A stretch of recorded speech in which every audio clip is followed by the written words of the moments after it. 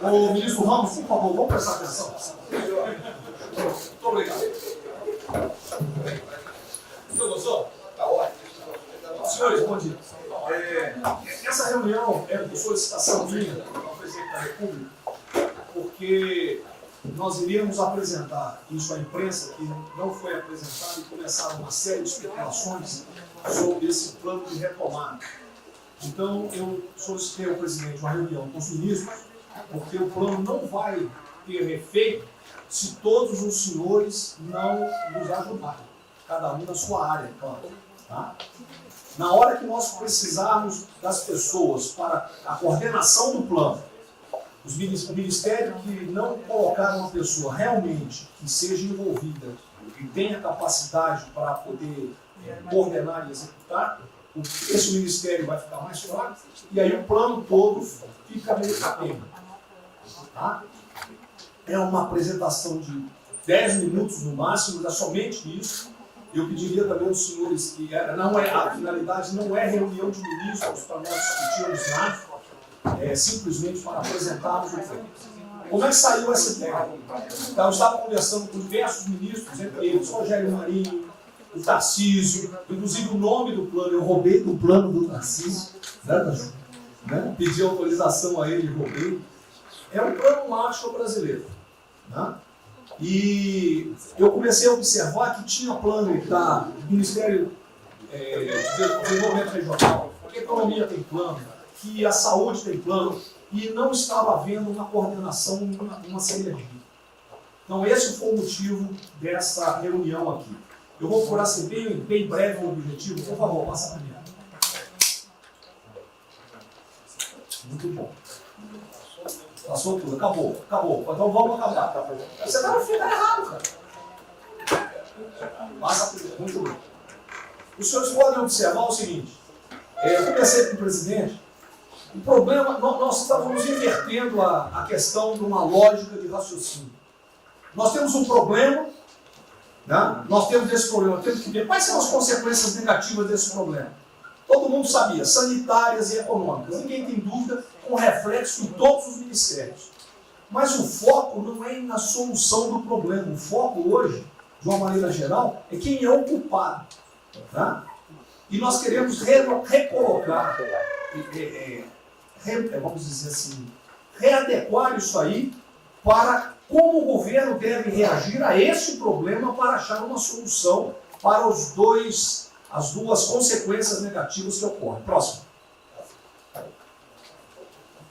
Então, é um programa. O programa se chama Pro Brasil. Tá? Dou crédito ao azar do Tarcísio por ele ter conversado comigo. Eu gostei e voltei.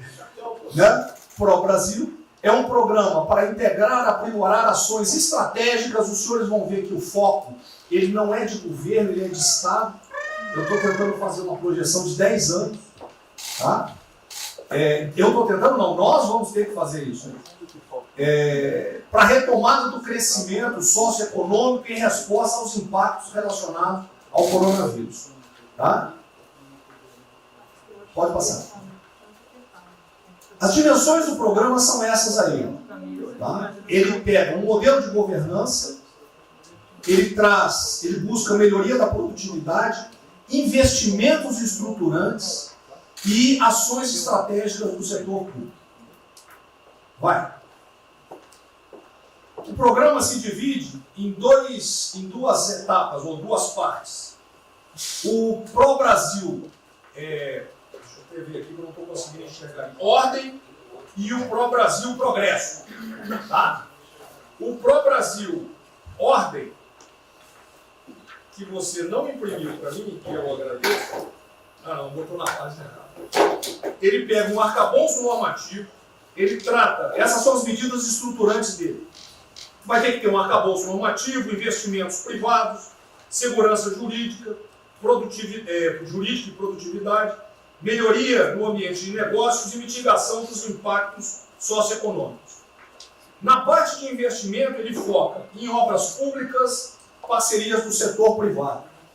esse programa também ele tem um foco na redução das desigualdades regionais. Tá? Tem um foco na redução das desigualdades regionais. O Cid está com o dedo errado aí. E... Só um segundo, por favor. Pode passar, por favor, Cid. Qual é a abrangência do programa? Os senhores podem observar que ele tem uma parte de infraestrutura, ele tem ações viabilizadoras e tem ações de apoio na lateral. Como é que é o nome mesmo? Facilitadoras.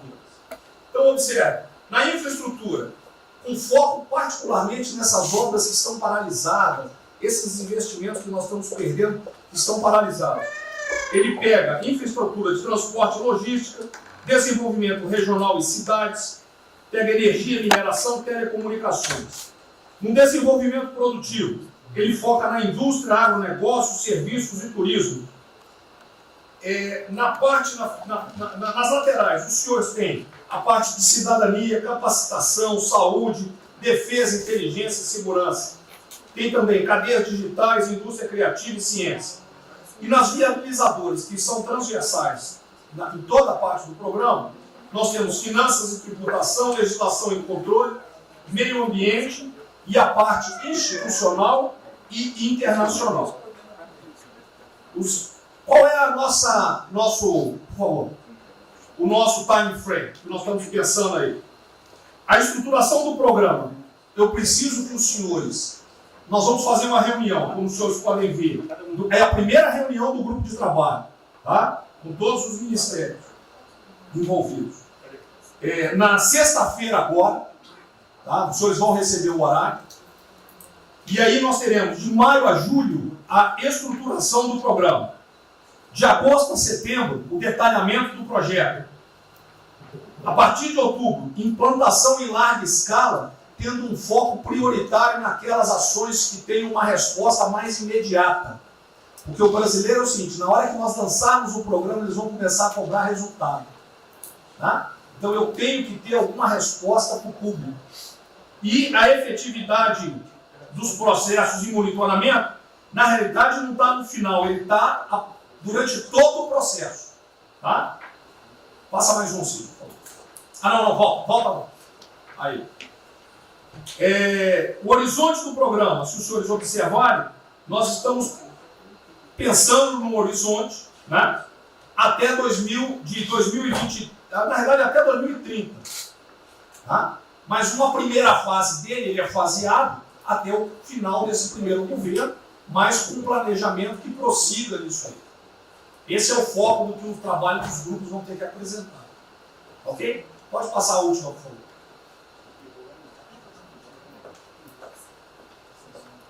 É sem sombra. Certo? Só um layout para o senhor. Então, na sexta-feira, eu solicitaria que os senhores, quando enviassem os representantes, esses representantes já viessem com uma noção dos programas ou do que os senhores pretendem dentro dos ministérios de vocês. Uma primeira ideia, e nós vamos partir disso para elaborar isso aí. O trabalho não será feito aqui é somente uma coordenação. Cada ministério vai fazer e nós vamos coordenar. Presidente Anastácio. Vamos dar a palavra para o Guedes, com todo respeito aos demais, acho que o ministro mais importante nessa missão. Eu queria fazer a primeira observação, assim, não chame de plano macho que revela um despreparo humano. Não, isso aqui foi só aqui. Então, quando você falou em plano macho, para o Brasil é um nome espetacular. 10, 1000. Plano macho é um desastre. Revela despreparo nosso. Plano macho, por exemplo, os Estados Unidos podem fazer um plano macho para nos ajudar. A China deveria financiar um plano macho para ajudar todo mundo que foi atingido. Então, a primeira linha da equação, a gente tem que tomar muito cuidado, esse é o plano para o Brasil. Nos fala plano mágico, é um desastre, vai revelar a falta de compreensão das coisas. A segunda coisa é o seguinte, é super bem-vinda essa iniciativa para nos integrarmos todos. Agora, não vamos nos iludir. A retomada do crescimento vem pelos investimentos privados pelo turismo, pela abertura da economia, pelas reformas, nós já estávamos crescendo. Voltar uma agenda de 30 anos atrás, que é investimentos públicos, financiados pelo governo, isso foi o que a Dilma fez 30 anos. Então está cheio de gente pensando nessa eleição agora e botando coisa na cabeça de todo mundo aqui dentro. São governadores querendo fazer a festa, são às vezes ministros querendo aparecer, tem de tudo. E todo mundo vem aqui, vamos crescer, agora tem que crescer, tem que ter resposta imediata, o governo vai gastar. O governo quebrou. O governo quebrou. Em todos os níveis. Prefeitura, governador e governo federal. O que nós conseguimos fazer? Nós sinalizamos o contrário. Nós desalavancamos quanto tudo, reduzimos o endividamento, baixamos os juros, e o Brasil ia começar a voar. Então, se a gente lançar agora um plano, todo o discurso é conhecido, acabar com as desigualdades regionais, marinho, claro, está lá, são os detalhes dele. É bonito isso, por isso é que o Lula e a Dilma estão fazendo há 30 anos. Se a gente quiser acabar igual a Dilma, a gente segue esse caminho. Então, eu acho o discurso bom, mas nós temos que tomar cuidado e reequilibrar as coisas. Não pode o ministro, para querer ter um papel preponderante esse ano, destruir a candidatura do presidente, que vai ser reeleito se nós seguirmos o plano das reformas estruturantes originárias. Então, eu tenho que dar esse recado, nós vamos estar à disposição, nós vamos ajudar tudo, mas nós não podemos nos iludir. O caminho desenvolvimentista foi seguido. O Brasil quebrou por isso. O Brasil estagnou. A economia foi corrompida, a política foi corrompida. A economia estagnou através do excesso de gastos públicos. Então, achar agora que você pode se levantar pelo suspensório, como é que o governo quebrado vai investir, vai fazer grandes investimentos públicos? Tarcísio sabe disso, conversando sempre. Tarcísio sabe o seguinte: quanto é que você consegue, Tarcísio, passar de 5 mil para quanto? Para 15, para 20, para 30? Multiplicou por 6. Quanto é que você consegue de investimento em concessões? 250. Tá certo? Então, ó, tem 100 bilhões vindo para saneamento, tinha 100 bilhões que viriam, as 17 maiores petroleiras do mundo viriam para a nossa seção onerosa, 100 bilhões de seção onerosa, 100 bilhões de mineração, 100 bilhões de saneamento, 230 bilhões de concessões, 500 bilhões. Cadê o dinheiro do governo para fazer isso? Não tem. Então, quem está sonhando é sonhador. A gente aceita. Politicamente, a gente aceita. Vamos fazer todo o discurso da desigualdade, vamos gastar mais, precisamos eleger o presidente. Mas o presidente tem que pensar daqui a 3 anos. Não é daqui a 1 ano, não. Tem muita gente pensando na eleição desse ano. É só a observação que eu farei. Eu estou fora de eleição só um minutinho. A ideia aqui, ninguém falou em investimento público por enquanto. Inclusive, nós falamos ali em investimento, falamos inclusive em investimentos privados. O que tem que acontecer é o seguinte: eu estou vendo um plano de tudo, gente, nós temos que centralizar a imprensa, a economia, exatamente o que pode, o que não pode. Fundamental a coordenação. Até para a imprensa que está saindo. Que são na imprensa assim: plano Marshall e economia está fora. Quer dizer, alguém foi para a imprensa e falou: vê o plano Marshall e a economia está fora. Quer dizer, enfraquecer o nosso discurso no momento desse é uma tolice, é um atentado contra nós mesmos. Questão da imprensa, eu acho que eu resumi hoje no Palácio 20 segundos. Eu não vou falar com vocês, que vocês não deturpam, vocês inventam e potencializam. Tem que ser o papel de cada um, não pode um sair daqui no cantinho, foi mais ou menos. Não pode falar nada, tem que ignorar esses caras, 100%. Senão a gente não vai para frente. Ele está sendo pautado para esses pulhas, o tempo todo jogando um contra o outro. É a Cristina contra mim, entendi. Não pode jogar a Cristina, joga ela contra mim, o tempo todo. Tá? Então, se a gente puder falar zero com a imprensa, é essa aí. Bom, eu vou ser muito rápido aqui, general. Primeiro, parabéns. É fundamental esse processo de coordenação e de centro de governo. Nós precisamos ter isso cada vez mais aprofundado e com melhor qualidade. Segundo, eu quero, não precisa, mas eu quero me somar a essa visão do ministro Paulo Guedes, porque vamos lá, nós recebemos o governo com 36 mil obras paradas. Oriundas da onde? Do pátio. Só para lá. O Abraão tem não sei quantas mil creches. 3 mil creches paradas que somam nessas 36. Então, o que nós trouxemos para o Brasil e como é que nós começamos o ano? Eu vou lembrar, presidente, o senhor sempre disse, é muito triste ver um brasileiro chegar no exterior e ser recebido com o manto da desconfiança. Pois nós passamos, Paulo Guedes, o ano todo, Tarcísio, Tereza, Bento, o nosso ministro Marcos Pontes e outros, andando pelo mundo e fazendo o quê? Vendendo o Brasil. Terminamos o ano, lembra do número, 482 bilhões de investimentos para os próximos 20 anos. Uma boa parte, mineração, petróleo, por aí vai. Recebemos 90 bilhões de bônus de outorga. Nós temos 10 bilhões de dólares do governo da Arábia Saudita que precisa definir onde é que vai votar. Mas o príncipe autorizou. São 50 bilhões de reais. A dinheiro de ouro. Então, eu tenho convicção de que nós temos que continuar fazendo o que a gente vinha fazendo. Ou seja, aprofundando a participação da sociedade.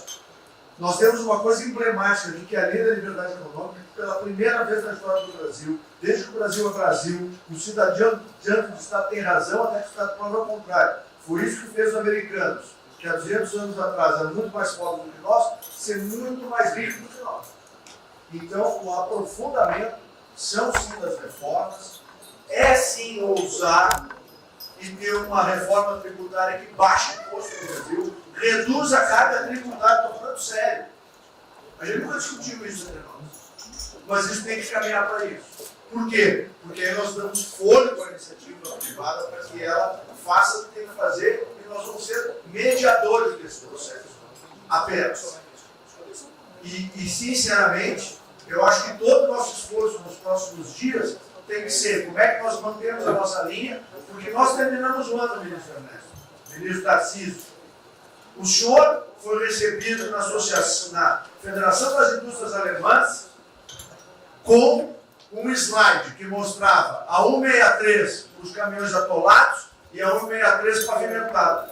E o presidente que coordenava aquele momento, eu estava lá me aguardando, voltando da Rússia, disse ao senhor, o que vocês brasileiros fizeram que nós não acreditávamos que vocês recuperaram a confiança e estão fazendo tantas transformações. Então, presidente, só para concluir, 100% nessa linha, mas que a gente não perca o foco original, porque por onde a gente estava caminhando, nós recuperamos a confiança externa e externa. Fomos acometidos de algo muito grave, que é uma doença, e que foi levado ao paroxismo da histeria, porque serve o interesse de muitos, os mais variados, eu não vou aqui detalhar. Mas, sinceramente, temos que rapidamente voltar ao que nós estamos fazendo, porque nós estamos no caminho certo, e a prova disso é que todo mundo voltou a olhar para o Brasil como esse. Bom, eu vou partir do princípio que todos que estão aqui são bem intencionados e querem bem do Brasil. Então, nós não acreditamos em teoria da conspiração e que ninguém quer só lapar os alicerces da República nem abalar a administração do presidente Bolsonaro. Eu quero lembrar a todos que não existem verdades absolutas. Por favor, vamos refletir. O que está acontecendo hoje no mundo não tem parâmetros nos últimos 100 anos. O que está acontecendo hoje no mundo vai permitir, de acordo com a FMI, que foi a previsão de uma semana atrás, de uma diminuição de quase 3% do PIB mundial, no caso do Brasil, de mais de 5%. Não tem parâmetro. Em situações extraordinárias, remédios extraordinários de forma circunstancial. Isso não significa que nós tenhamos a necessidade de implantarmos uma política permanente. O ministro Braga Neto, na sua apresentação, ele estabelece, inclusive, um limite temporal e deixa claro que é uma política de Estado. O que eu peço é que nós tenhamos aqui as mentes abertas e que os dogmas, quaisquer que sejam eles, sejam colocados de lado nesse momento. Porque os governos do mundo, certamente, têm a capacidade de entender o que está se passando. Eu tenho visto governos extremamente liberais preparando programas de reconstrução, levando em consideração a necessidade de que o Estado Nacional passe a ter um papel diferente como tomador de risco nesse momento em que há uma queda abrupta da liquidez. O ministro Onyx fala com muita propriedade da Arábia Saudita dos 10 bilhões de dólares. É bom lembrar que está aqui o ministro Bento, que está se pagando para se retirar petróleo do mundo. Os países vão utilizar as suas respectivas liquidez para resolver os seus problemas de infraestrutura e de retomada das suas economias. Nós temos que ter segurança jurídica, respeito ao contrato, Sr. Presidente, capacidade de alavancar recursos privados com a inversão de recursos públicos, sim. É bom lembrar que eu tenho ouvido falar, não sei se é verdade, depois vai colocar na ponta do lápis, que a gente pode chegar a 600 bilhões de reais esse ano de ajuda a empresas e a pessoas físicas. Recursos do governo federal, fruto de endividamento do governo, desse governo, que vai terminar o ano com um déficit 4, 5, 6 vezes maior do que estava precificado no início do ano. Caiu um meteoro sobre as nossas cabeças. Então, por favor, nós não podemos começar a discussão com verdades absolutas e com dogmas estabelecidos ao longo de 100 anos, em função de uma catástrofe que se abateu sobre o mundo, que os governos de todo o mundo estão se debruçando sobre o assunto, entendendo que muda o papel do Estado. Senhor Presidente, é bom lembrar que quando houve a unificação da Alemanha, eu acho que esse é um fato histórico irrefutável,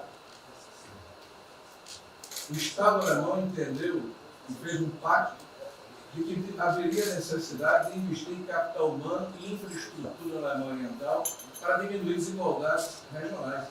Esse é um pacto do Brasil. Essa pode ser uma catástrofe que vai nos afundar, ou pode ser uma onda para a gente surfar, uma alavanca para reparar o país. Todos os países do mundo estão submetidos ao mesmo processo. Vai depender da nossa capacidade de termos uma opção clara de que forma vamos sair desse problema. Se vamos gastar 600 bilhões de reais para resolver uma situação que é emergencial e todos reconhecemos que é necessária, e darmos segurança à população, no caso alimentar, para evitarmos o caos, para diminuirmos a mortandade das empresas, tudo bem, está correto, essa é a boa direção. Por que não 5, 6, 7% desse total, 10% desse total, em obra de infraestrutura? Por que não termos a capacidade de alavancarmos o emprego no momento em que a retomada, todos os economistas aqui reconhecem, vai ser muito lenta? Bom, eu só estou falando isso, presidente, para que nós possamos ter essa discussão sem dogmas, sem verdades absolutas, sem a preocupação de que as coisas continuam como eram antes. Não são como eram antes. Aqui e no mundo inteiro. É isso.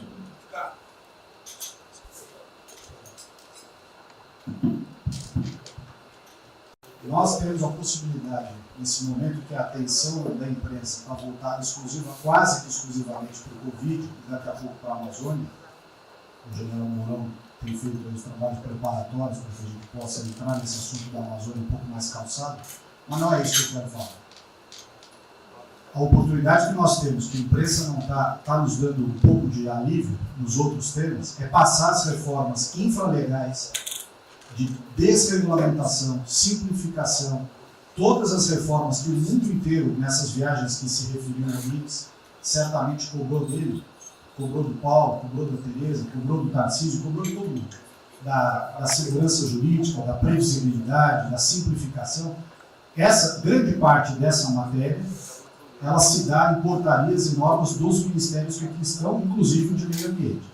E que são muito difíceis, e nesse aspecto acho que o meio ambiente é o mais difícil de passar qualquer mudança infralegal em termos de instrução normativa e portaria, porque tudo que a gente faz é pau no judiciário, no dia seguinte.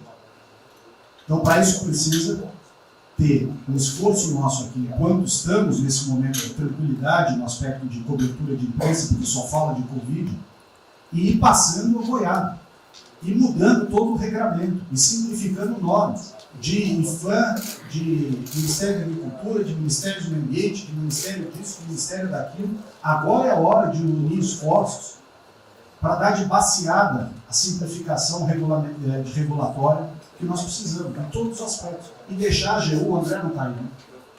E deixar a AGU de stand-by para cada pau que tiver, porque vai ter. Essa semana mesmo nós assinamos uma medida, a pedido do Ministério da Agricultura, que foi a simplificação da lei da Mata Atlântica para usar o Código Florestal. Hoje já estão nos jornais dizendo que vão entrar com ações judiciais e ação civil pública no Brasil inteiro contra a medida. Então, para isso, nós temos que estar com a artilharia da AGU preparada para cada linha que a gente avança. Mas tem uma lista enorme em todos os ministérios que têm papel regulatório aqui para simplificar. Não precisamos de Congresso. E coisa que precisa de Congresso também, nesse fuzuê que está aí, nós não vamos conseguir aprovar. Agora tem um monte de coisa que é só parecer, caneta. Parecer, caneta. Sem parecer também não tem caneta. E dar canetada sem parecer é cana. Então, isso aí vale muito. Não tem as inteligências das coisas mais que não tem informações. A BIM tem seus problemas. Tem algumas informações. Só não tem mais porque está faltando, realmente, temos problemas. Aparelhamento, etc. Mas a gente não pode ver essa informação.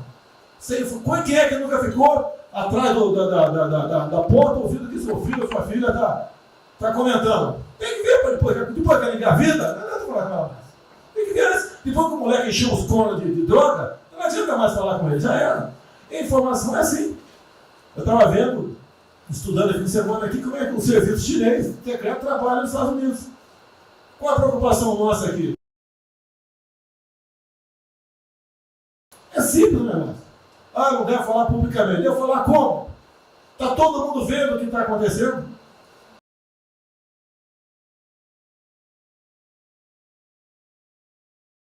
Tudo bem. Você tira do porra. Não tira.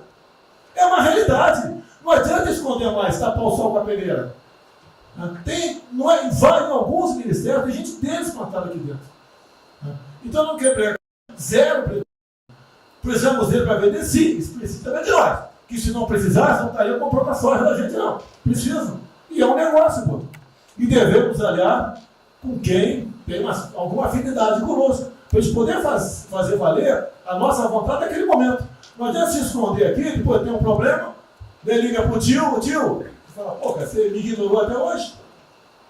Você só não me chamou de imperialista, igual a esquerdalha, igual a FHC falava no passado. No resto, agora não dá mais. Então essa é a preocupação que temos que ter, a questão estratégica, que não estamos tendo. E me desculpe, o serviço de informações nosso, todos, são uma vergonha, que eu não sou informado. E não dá para trabalhar assim, fica difícil. Por isso, vou interferir. E ponto final, pô. Não é ameaça, não é extrapolação da minha parte, é uma verdade. Como eu falei, né? Deus ministério para os senhores. O poder de ver. Mudou agora, tem que mudar. E eu quero realmente governar o Brasil. Nós precisamos de todos aqui, como disse o Marinho, né? Aqui é o mesmo barco. Se alguém cavar o cavalo no porão aqui, vai todo mundo para o saco aqui, vai todo mundo morrer afogado. Então é isso que a gente precisa. É pensar além do que tem que fazer internamente aqui. Quando eu explodi o Inmetro, conversei com o Paulo Guedes. Desculpa a linguagem, é uma putaria. Putaria o Inmetro. Trocar tacógrafo, trocar taxímetro, botar chip na bomba de combustível. Putaria. Igualzinho tomar 3 pilos. Está muito bem agora, mas parece que foi uma porrada. Botou um coronel. O coronel foi mais pelo hino. Eu ia botar um coronel, você vai ter uma formação. Tá? E assim nós devemos agir. Como estava discutindo agora, IFAM, né? Está lá vinculado à cultura. Eu fiz a cagada em escolher, não escolher uma pessoa que tivesse também outro perfil. Uma excelente pessoa que está lá, tá? Mas tinha que ter outro perfil também. IFAM para qualquer para o Brasil. Compara com o Luciano Hang. Encontra lá um cocô petrificadinho e para a obra. Para a obra. O que tem que fazer? Alguém no IFAM que resolve o assunto. E assim nós temos que proceder. E assim, cada hora, como eu falei da Tereza Cristina, que mudou a questão normativa, revocou a questão normativa, ajudou 400 mil pessoas no Vale do Ribeira, parabéns. Assim são outras decisões. A questão de armamento, tá? As questões de... por quê? Espera aí. Ministro da Justiça, por favor. Foi decidido há pouco tempo que não podia botar algema em quase ninguém. Por que estão botando algema em cidadão que está trabalhando, ou mulher que tem praça pública, e a justiça não fala nada? Tem que falar, pô! Vai ficar quieto até quando? Ou eu tenho que continuar me expondo? Tem que falar, botar para fora, esculachar. Não pode botar algema. Decisão do próprio Supremo. E vão ficar quietos até quando? Ficar humilhando o nosso povo, porque isso está crescendo. O pessoal fica apontando para mim, votei em você para você fazer alguma coisa. Votei em você para você tomar decisões, para você brigar. E é verdade. Eu estou me lixando com a reeleição. Eu quero mais que alguém seja eleito, se eu vier candidato, tá? Eu quero ter paz no Brasil, mais nada. Porque se for à esquerda, uma porrada de vocês aqui tem que ser do Brasil, que vão ser presos. E eu tenho certeza que vão me condenar por homofobia, 8 anos por homofobia. Ele inventa o racismo, como inventaram agora por Von Traub. Desculpa usar a palavra. Puta que eu pariu. O Von Traub pode ter falado uma merda do mundo, mas racista. Vamos ter que reagir, pessoal. É outra briga. Tem que ser um governo com altivez. Se expor, mostrar que nós temos o povo do nosso lado. Que nós somos submissos ao povo. Nós queremos realmente, como disse, se não me engano, Margaret Thatcher, né? O Reagan, não sei, para ser conduzido pela porra brasileira, ponto final. Onde o povo está, vamos estar juntos. Eu não convidei ninguém para ir para frente do Forte Apache. Ninguém, zero. Estava na casa do meu filho, fiquei sabendo, vou para lá. A empresa está falando agora que não sei, 2 ministros militares aí não aceitaram meu convite. O dia que ou eu convido o ministro para o churrasco em casa, eu pago a missão. Não sei, eu vou pagar a missão. A missão for absurda, o ministro falou, tchau, tô fora. Tá certo? Ou vai e fica puto, mas vai, pô. E jamais eu vou pagar uma missão escrota para quem quer que seja. Nem um quartel fazer isso com o recruta, nem um quartel. Tá certo? Quem tirar o nosso convívio aqui, que é muito bom, partir para essa linha. Não estamos em desespero, nós estamos bem. Não somos acusados de desvio, de corrupção, nada, tá zero. Temos problema pela frente. Vamos tentar solucionar. Eu tenho conversado com vários ministros. E vamos solucionar. Porque o destino do Brasil está na mão desse grupo privilegiado que está aqui. E eu não seria nada sem vocês. Vocês não seriam ministros sem eu. Duvido. Dificilmente eu tenha sido ministro se tivesse Haddad aqui. Eu duvido. Podia aceitar por alguns dias, né? Depois ver a sacanagem que ia ser. Não ia ser diferente do que foi os 2 anos anteriores do PT. Né? Ia pedir para sair. Então, um apelo para vocês. Todo mundo se preocupa com o futuro do Brasil, com a questão política. Criticar o ato de uma pessoa ou outra não é criticar o Congresso ou de criticar o Supremo Tribunal Federal. Quem não ficou revoltado, o Moro ficou revoltado com a liberdade desse pessoal. Por causa de vírus, botou esse estuprador para fora. Imagina ter estuprado uma filha nossa, um filho da puta desse posto de liberdade. Nós temos que colocar no lugar dessas pessoas, desse pai que tem a filha estuprada, e o vagabundo foi posto na rua. Pode ter decisão, foda-se quem seja, tem que jogar pesado em cima disso. Não é um desabafo, pessoal, é uma realidade. O nosso barco está indo, mas não sabemos ainda, no momento, dado o último caso, vírus, para onde é nosso barco. Pode estar indo em direção ao iceberg. A gente vai para o fundo. Então vamos se ligar, vamos se preocupar. Quem de direito se manifesta com altivez, com palavras polidas, tá? Mas coloca uma posição, porque não pode tudo, vem para a minha retaguarda, tudo. Tá? E vocês têm que apoiar junto comigo, logicamente, quando tiver motivo para apoiar, ou motivo para bater.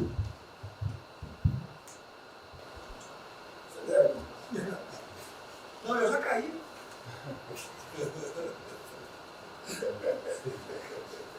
Já foi o ministro Moro que falou.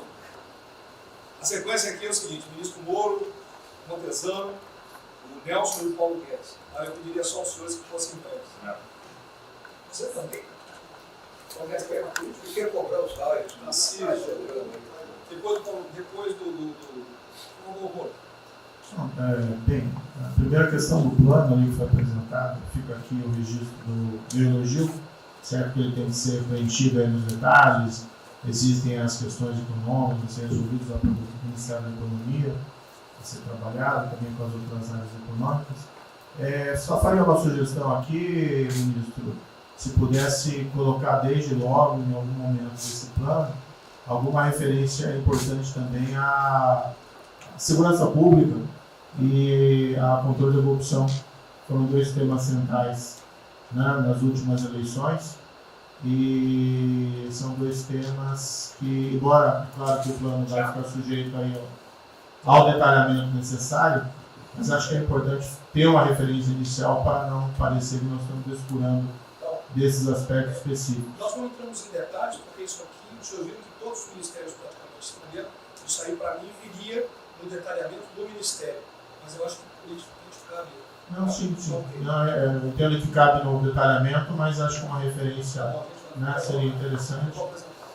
Tem que apontar também que foi uma vitória do governo, do presidente, no ano passado houve uma queda expressiva desses principais indicadores criminais. Isso, embora seja mais vinculado com a questão da vida e segurança das pessoas, também é um fator importante para o investimento econômico, para também melhorar o ambiente econômico. E o controle da corrupção também é pressuposto. Então, faria exclusivamente essa sugestão específica. Muito obrigado. Já está anotado. Ele tem Lucasão? Ministro, primeiramente, parabéns. Acho que é muito oportuno para a gente começar a falar do dia seguinte. O próprio ministro Guedes, nas discussões que temos tido nas últimas semanas, tem nos orientado. O BNDES foca na reconstrução, foca no dia seguinte, porque a crise de saúde vai demorar alguns meses e a reconstrução muito mais meses do que isso. Então é muito oportuno a gente já começar a discutir isso.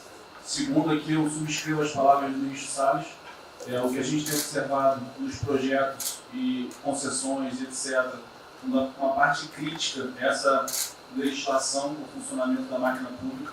É um momento muito oportuno para a gente aproveitar isso. Isso faz uma baita diferença no preço de um projeto, na velocidade, faz muita diferença. Então eu subscrevo aqui as palavras do ministro Salles. E por último, ministro, quando eu assumi o banco em julho, o banco estava montado como uma fábrica de empréstimo. O banco durante 15 anos foi uma fábrica de empréstimo. De julho até hoje, a gente fez uma reestruturação completa do banco, montando o que eu acredito hoje ser já o maior banco de investimento do Brasil em pessoas e um banco de investimento de serviços focado em planejamentos econômicos setoriais e estruturação de projetos. Tá? O banco já está atuando dessa forma. Temos um vasto conhecimento setorial, um vasto conhecimento de planejamento, já está rodando a contento, e esse BNDES de hoje se parece muito mais com o BNDES de 20 anos atrás. Era o BNDES que planejava e estruturava esses projetos no Brasil. Então eu queria colocar aqui à sua disposição, que nos use, estamos a serviço, então o que o senhor achar adequado, razoável, tanto no fornecimento de informações, mas como também nesse planejamento, na coordenação, temos já um modo operante, uma estrutura que é plug and play. Se o senhor quiser usar, já está pronta para rodar para esse tipo de mapeamento e estruturação de projeto. Então, por favor, sinta-se tenha vontade de nos usar integralmente aqui na coordenação desse projeto, caso o senhor entenda adequado. Tá? Tiago. Nelson. Bom, estou chegando aqui, então é importante que eu coloque para você como é que a gente vai trabalhar. A saúde é fundamental, porque enquanto a gente não mostrar para a sociedade que a gente tem o controle da doença, da saída dela, qualquer tentativa econômica vai ser ruim, e o medo vai impedir que você trate a economia como uma prioridade. Então, controlar a doença hoje é fundamental. E controlar a doença não significa que a gente vai curar a doença em uma semana, mas que a gente não é um barco à deriva e que a gente tem uma estratégia para trabalhar essa doença. Então, são 3 coisas que a gente vai trabalhar. Primeiro, a informação, para entender o que é a doença, qual é a evolução dela, como é que está a infraestrutura para cuidar da doença. Porque um dos grandes problemas que a gente tem hoje, se a gente olhar o Brasil hoje, ele é um dos melhores países em número em relação à mortalidade. O que assusta é você ver que o hospital não consegue atender, a gente no frigorífico, a gente está abrindo cofre em algum lugar para enterrar, e isso traz medo. E o medo impede que qualquer outra atividade tenha sucesso.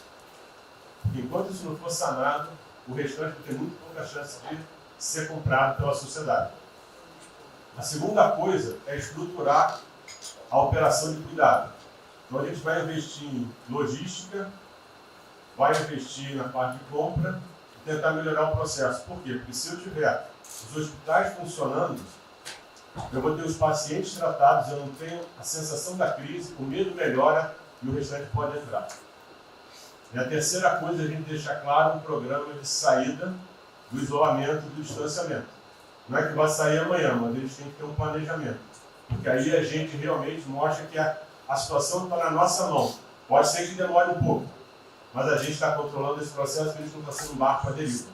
Então, basicamente, eu queria falar para vocês, essa é a forma como a gente vai tratar, e a gente vai estar interagindo com todos os ministérios que forem necessários, para que isso aconteça da forma mais rápida possível. Basicamente é isso, é um prazer estar aqui com vocês. Ontem eu liguei para o diretor-geral da Polícia Rodoviária Federal. Chegou meu conhecimento uma nota que era dele sobre o passamento de um patrulheiro. E ele enfatizou que era por 2019. Eu liguei para ele, por favor. O que mais? Ele era obeso, era isso, tinha comorbidades. Mas ali na nota dele só saiu o Covid-19. Então, olha, aquele direito do respectivo ministério pode botar Covid-19, mas bota também, fibrose, um montão de coisa. Não pensa nesse negócio, tem um montão de coisa lá. É exatamente para levar um medo à população. A gente olha, morreu um sargento do exército, por exemplo. A princípio é um cara que está bem de saúde, né? Um policial federal, né? Seja lá o que for. E isso daí não pode acontecer. Então, a gente pede esse cuidado com os colegas, né? Aquele direito do respectivo ministério, que tem alguém encarregado disso, né? Tomar esse devido cuidado para não levar mais medo ainda para a população. Você perguntou, nossa, aí perguntou quanto tempo levaria para mostrar o plano, alguma coisa. Eu acredito que. Não, nós já conversamos hoje. Não, nós já conversamos hoje sobre isso. O COP está montando junto com a saúde. Tá? Eu não posso dizer. A gente está trazendo recurso para poder acelerar esse processo, porque a gente está correndo muito tempo. Enquanto a gente não conseguir controlar a percepção que a gente hoje tem condição de cuidar das pessoas, vai ser difícil. E o problema da doença é que você pega um sistema que, se você falar em eficiência, os hospitais têm que ser eficientes. Então, quando você fala em eficiência, você vai quase no limite do cuidado. Você não tem sorte, você não tem gordura. Quando você pega uma doença que chega, que é muita gente ao mesmo tempo, você não consegue ter agilidade para preparar o sistema para cuidar dela. E a gente tem um problema adicional que a gente tem que tomar cuidado, que é o seguinte: como você tem os hospitais com pouca, você tem muita gente falando de Covid, os hospitais estão diminuindo muito o atendimento, o que significa que eles vão ter problema financeiro. Se isso prorroga, esses hospitais vão ter cada vez mais dificuldade, você vai poder ter um hospital mais sucateado e um hospital fechado. O que está acontecendo hoje? Vamos botar em números hoje. A gente tem 4 milhões de pessoas hoje com a Covid. O Brasil hoje tem 212 milhões de pessoas. Tem 208 milhões que não estão tendo a atenção necessária. Você tem câncer, cardiovascular, isso tudo está represado, a demanda é reprimida. Quando você controlar a Covid, o não Covid vai chegar com tudo. Você pode pegar uma estrutura sucateada.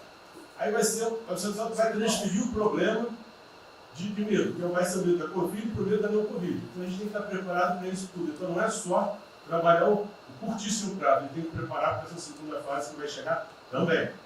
Isso tudo a gente está fazendo, só para vocês saberem que a gente está pensando nisso tudo, só para vocês saberem que está tudo trabalhando. Como o ministro Tarcísio, eu pediria as suas que fossem bem breves. Não, já não tem jeito.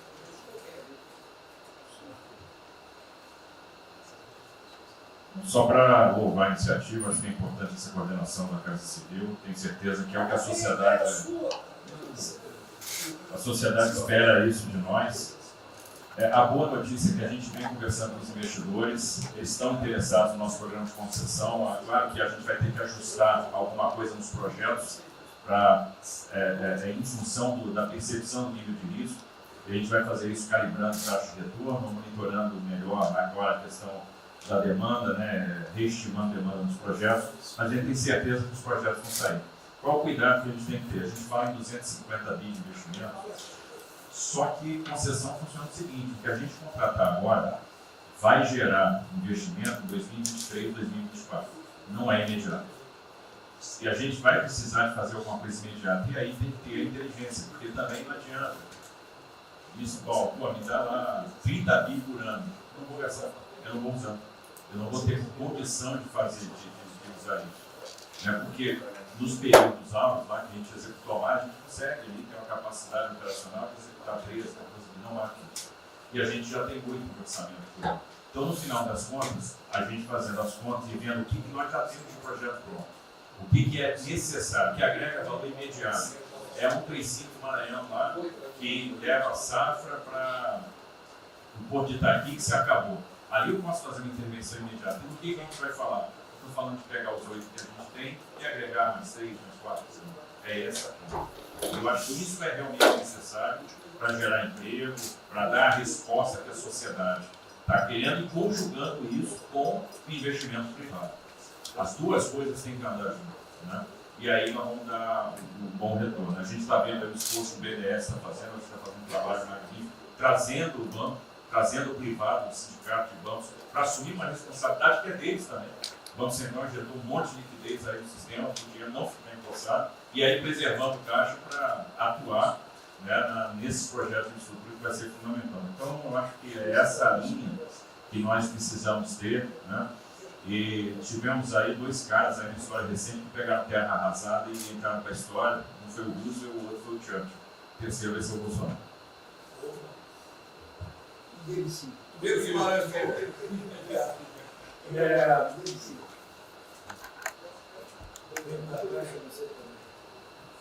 peço aos senhores que sejam breves.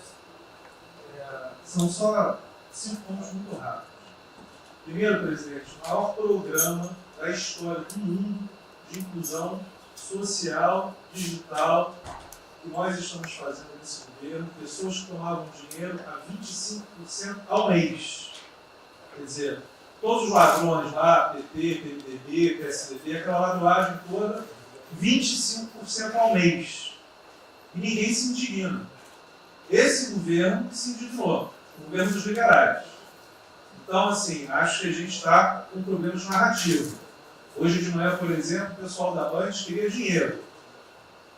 O ponto é o seguinte: vai ou não vai dar dinheiro para Bandeirantes? Ah, não vai dar dinheiro para Bandeirantes? Passei meia hora levando porrada, mas repliquei.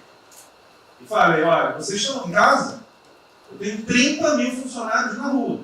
Não tem esse negócio, essa frescurada de home office. Eu já visitei 15 agências. E você em casa? Aí o pessoal ficou um pouco mais calmo. Quer dizer, eu posso ter 30 mil brasileiros nas agências lá. Sabe quantas pessoas a Caixa está pagando hoje? 7 milhões de pessoas. E todo mundo home office. Que porcaria é essa? Desculpa o meu ponto, presidente. Quando o senhor falou, eu vou me emocionar. O Luiz Lima, que nadou com meu pai, foi atleta olímpico, teve a esposa e a filha de 14 anos presa ontem, no Camburão. Que porra é essa? Desculpa. Que porra é essa? O cara vai pro Camburão com a filha, se fosse eu, ia pegar minhas 15 armas e ia dar uma...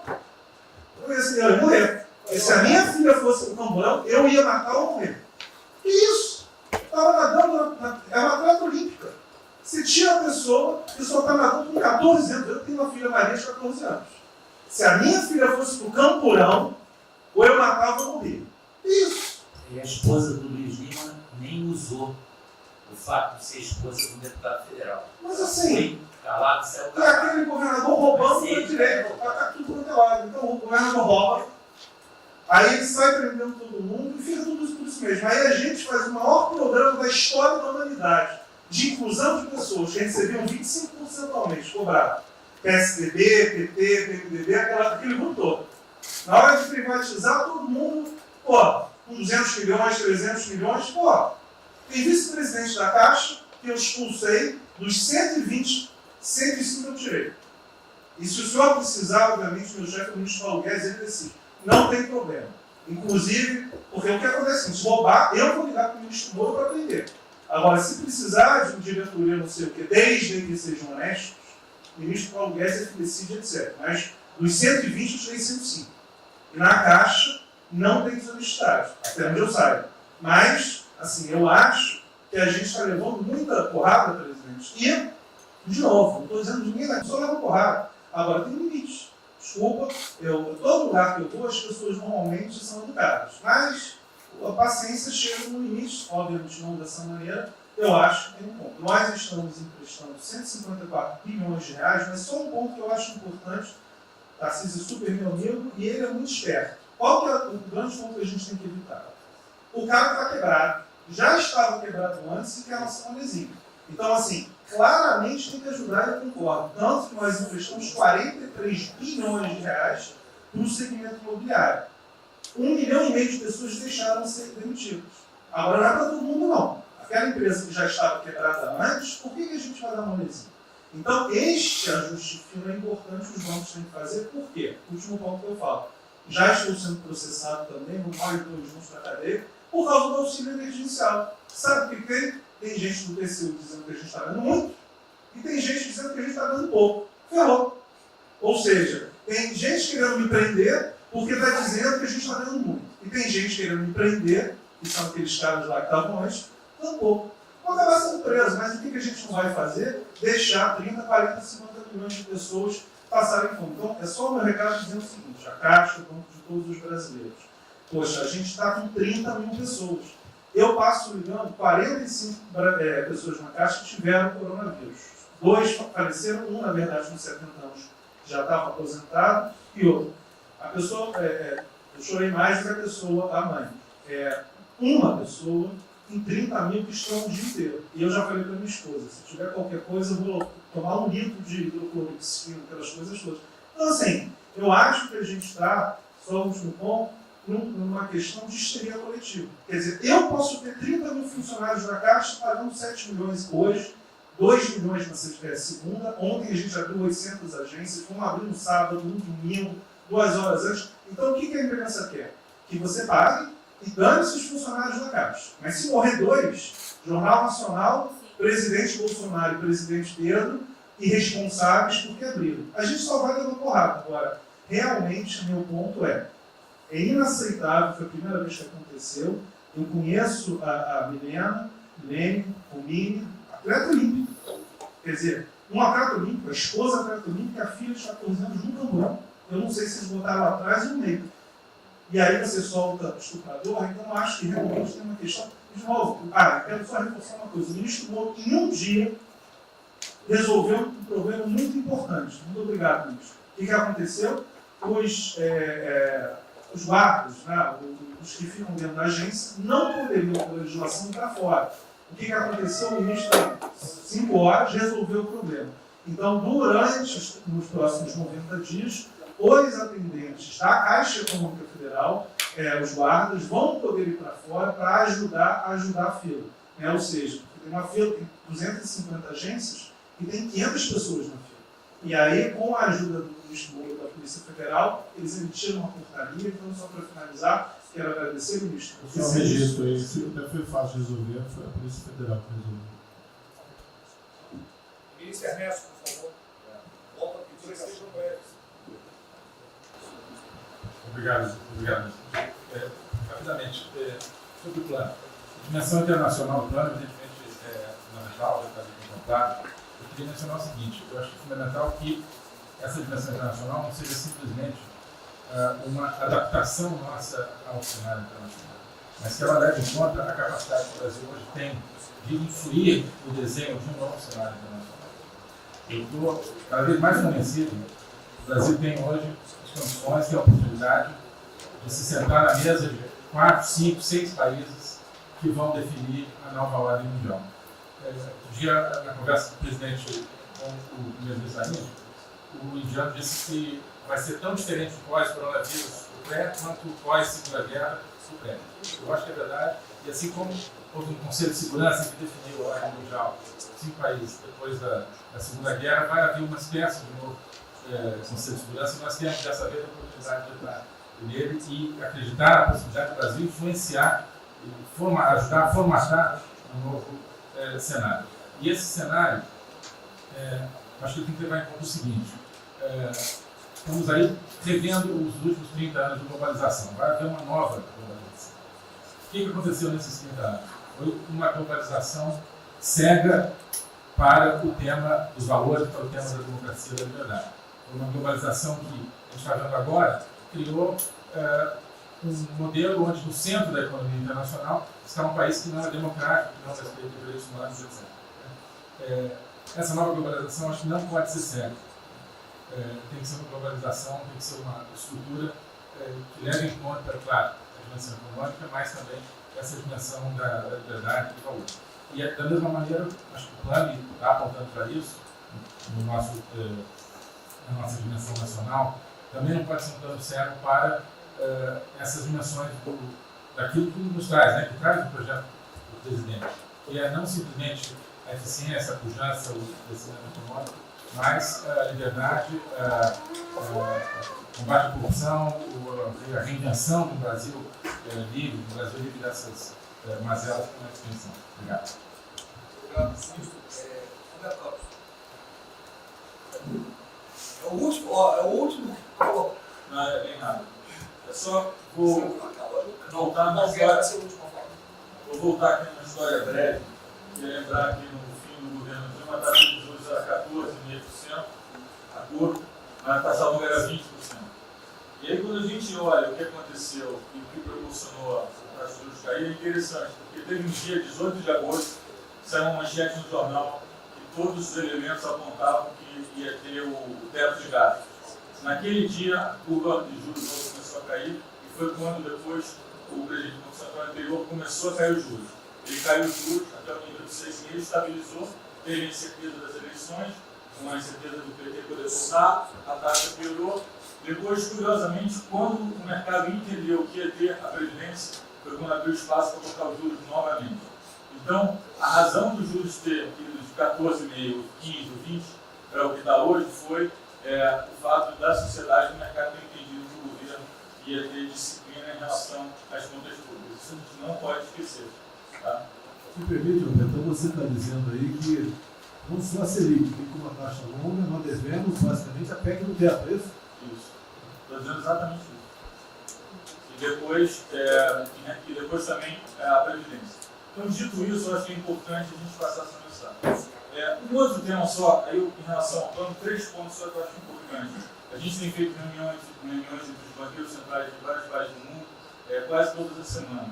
Eu acho que tem 3 pontos que são importantes. Primeiro, existe um consenso hoje que o mundo privado está com muito medo de tomar risco. Então, que não vai ter como ter uma saída rápida sem que o governo não entre de alguma forma tomando risco. Porque o mundo privado está com medo de tomar risco pelo fator medo. É um fator que o doutor mencionou que eu acho que é muito importante. Se amanhã você permitir todo mundo no estádio de futebol ter um jogo, será que todo mundo vai sair de casa? Vai. Qual é o fator medo? O fator medo é interessante porque quanto mais informação você tem, mais medo você tem. Porque a mídia joga medo. Então você tem hoje uma classe mais alta que tem mais medo que a classe mais baixa, exatamente porque eles têm mais acesso à informação e a informação enviesada. Então, o primeiro ponto é esse tomar risco. O segundo ponto rápido é um tema que eu acho que está muito crescendo também, crescendo bastante, que é a análise, que a gente chama de análise de temporal. Quando você faz uma ajuda, quando o governo faz um gasto, geralmente acontece 2 coisas. Ou você bota fundo perdido, ou seja, esse gasto não vale nada, e aí vai ter um reflexo na economia, na taxa de juros, ou as pessoas exageram falando esse gasto vai ser um multiplicador. Provavelmente não é nenhuma coisa nem outra. O que eu acho que falta de analisar os gastos do governo é o quanto desse gasto que eu recupero lá na frente, via preservar empregos, via manter uma empresa viva, que ia morrer. Então eu acho que falta análise completa do gasto. O gasto nunca é fundo perdido. Também ele nunca é muito multiplicador, ele é um meio do caminho entre uma coisa e outra. E o que eu acho que falta é a análise de eu vou gastar tanto e esse gasto vai ter essa efetividade. Por exemplo, existe uma percepção do mercado que dinheiro para o governador e prefeito é dinheiro jogado fora. Pode ser que seja mentira, mas existe essa percepção hoje. E tem vários vídeos rodando por aí, que os senhores devem ter visto, de que o dinheiro vai para a prefeitura e não vai parar, porque vai em bem intangível, que é difícil de controlar. Vai em programa que você nunca tem como monitorar. Então, acho que é importante esse tema de fazer essa análise que é temporal e ver realmente qual é a eficiência do gasto. E, por último, o último ponto, conversando com investidores, a gente tem feito isso, inclusive nós fizemos uma conversa, 2 bancos centrais com investidores, inclusive de infraestrutura, e o problema principal que aparece em toda a conversa no Brasil, do investidor privado, é que, no passado, toda vez que o investidor privado entrou, teve muita sacanagem. O tema da governança é super importante. Então, eu estava conversando com o Marinho, a coisa mais importante desse projeto, na minha opinião, é garantir que a governança é boa. O investidor privado ter certeza que ele vai estar junto com o governo, ou ele vai estar em grande parte tomando risco, às vezes o governo vai tomar um pouquinho, mas que é uma coisa que ele não precisa se preocupar na frente da governança. E o jeito de melhorar a governança é colocar agentes internacionais que fazem governança mundial. A gente conversou um pouco sobre isso, só isso, obrigado. Obrigado. Ministra Damares, por favor. Perdão, Marcelo já falou? Não. Ministra Damares. Ministro, parabéns pela ideia, mas eu preciso lembrar e eu preciso fazer sempre isso para que a gente não perca o foco, a questão dos valores, ministro. Esse governo tem um pilar dos valores. Não se pode construir nada neste governo sem a gente trazer valores. Nós estamos sabendo, e a gente está falando o tempo todo, que nós não seremos mais os mesmos depois dessa pandemia. O mundo não será mais o mesmo, nós não seremos mais o mesmo, e nós vamos ter que fazer uma revisão de políticas públicas no mundo todo e no Brasil. Nós vamos ter que nos reinventar, com certeza. Neste momento, o que nós estamos vendo aqui no nosso comitê? Nós estamos buscando dados e não estamos encontrando dados. Nós recebemos um governo que não tinha dados, os dados que nós tínhamos eram falsos, mentirosos. Um Brasil de achismo, um Brasil de talvez, eu acho que talvez sim, talvez não. Políticas públicas construídas até agora nessa nação em cima de talvez e de achismo. Nós vamos ter que rever muita coisa. É um país plural. Quando a gente vai buscar os povos tradicionais agora para a gente construir enfrentamento ao coronavírus, nós descobrimos, ministros, que nós temos 1.300.000 ucranianos no Brasil. Ninguém nunca falou de ucranianos para nós no Brasil. Com a sua cultura totalmente preservada no Brasil. Nós estamos com 1.500.000 ciganos e eu falava de 1.300.000 e são 1.500.000 ciganos. Nós estamos...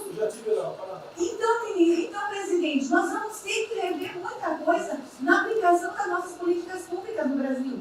Os nossos seringueiros são em números maiores do que a gente imagina no Brasil. Então, tudo que nós formos construir, nós vamos ter que ver, ministro, a questão dos valores também. A questão, os nossos quilombos estão crescendo e os meninos estão nascendo nos quilombos e seus valores estão lá. Então, tudo vai ter que ver a questão dos valores. E quando eu falo valores, ministro, eu quero dizer que nós estamos com quase 80.000 idosos em abrigos no Brasil. Eu me surpreendi com números. Nós estamos com quase 60.000 crianças em abrigos no Brasil. Os números estão me surpreendendo. E eu estou com um número absurdo de mulheres também em busca de abrigos por causa de violência. Então, tudo isso tem que vir para este pacote. Nós vamos ter que fazer algumas revisões de políticas públicas no Brasil. Então, por favor, ministro, coloque aí a questão de valores. E quando eu falo valores, aí eu quero olhar para o nosso novo ministro aqui da Saúde e dizer, ministro, valores estão lá no seu ministério também. Neste momento de pandemia, a gente está vendo aí a palhaçada do STF trazer o aborto de novo para a pauta. E lá está a questão de as mulheres que são vítimas do Zika vírus vão abortar. E agora vem do coronavírus. Será que vão querer liberar que todos que tiveram coronavírus poderão abortar no Brasil? Vão liberar geral? O seu ministério, ministro, está lotado de feministas que tem uma pauta única, que é a liberação de aborto. Quero te lembrar, ministro, que está chegando agora, este governo é um governo pró-vida, é um governo pró-família. Então, por favor. E aí, quando a gente fala de valores, ministro, quero dizer que nós estávamos sim no caminho certo. A gente não precisa reinventar muita coisa, não. E eu quero citar aqui um exemplo da política indigenista como este governo estava construindo. Todo mundo começou a dizer, a esquerda começou a falar, que o coronavírus iria dizimar os povos indígenas no Brasil. O primeiro óbito, dia 12 de abril, sabe o que é isso? A forma como nós estávamos conduzindo a política indígena no Brasil. Primeiro óbito, dia 12 de abril. E eu fui lá para a Amazônia, em Roraima, junto com o presidente da FUNAI e o secretário nacional de saúde indígena, para acompanhar o primeiro óbito. A forma como a gente conduziu deu muito certo. Vamos ter que melhorar? Vamos ter que melhorar. E por que nós fomos lá, presidente? Porque nós recebemos a notícia que haveria contaminação criminosa em Roraima e Amazônia, de propósito, em índios, para dizimar aldeias e povos inteiros para colocar nas costas do presidente Bolsonaro. Eu tive que ir para lá com o presidente da FUNAI e me reunir com os generais da região e os superintendentes da Polícia Federal para a gente fazer uma ação ali meio que sigilosa, porque eles precisavam matar mais índio para dizer que a nossa política não estava dando certo. Então, o que a gente estava fazendo estava dando certo, o que nós estamos fazendo está dando certo. Então, aqui, general, todo o nosso trabalho que envolve políticas de valores precisa estar aqui no Pro-Brasil. E aí, presidente, só para encerrar, eu quero dizer para o senhor que a sua angústia tem razão de ser. Nunca houve tanta violação de direitos no Brasil como neste período. Direitos fundamentais foram violados. No nosso Disque 100 tem mais de 5 mil registros, ministros, de violação de direitos humanos.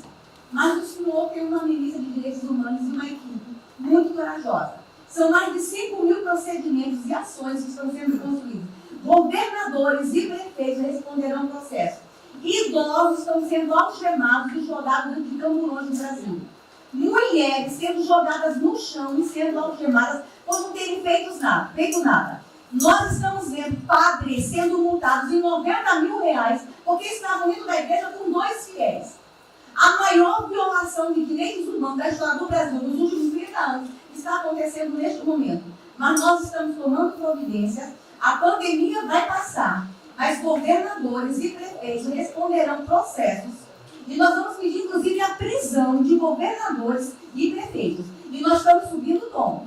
E discursos estão chegando. Nosso ministério vai começar a pegar pesado com governadores e prefeitos. Nunca vimos o que está acontecendo hoje. Se eles falavam que nós éramos violadores de direitos, eles estão. Inclusive, o governador Wellington agora, ontem, determinou que a polícia poderá entrar nas casas.